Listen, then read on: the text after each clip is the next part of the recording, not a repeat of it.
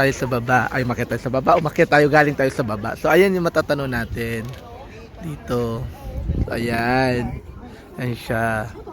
So, kita mo yung building dyan. Yan o. Tapos may telescope dyan. So, tingnan nyo. Grabe. Ayan yun pa. Grabe yung... Kala mo ba, maaraw siya, di ba? Pero puta, ang lamig talaga, day. Oo.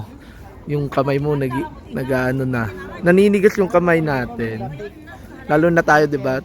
Tropical country naman tayo. So, hindi tayo masyado sanay sa sobrang lamig. Pero no choice kami sa yung jacket namin. Maninipis lang.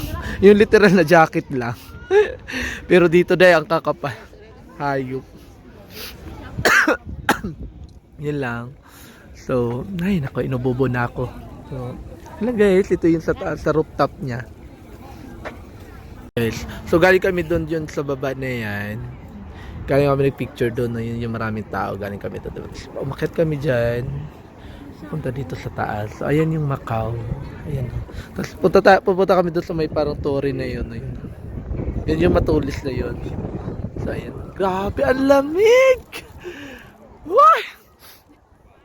Ay, paano ka magkaroon ng swimming pool dito? Ang labig. No? Yan yung building nila dito ang sa taas, no? Hot water. Hot water talaga. Swimming pool nila hot water. Hindi pwedeng malamig dahil grabe dahil. Tingnan mo yung kamay ko, nandigas-tigas na. Ayan. Yan yung building, no?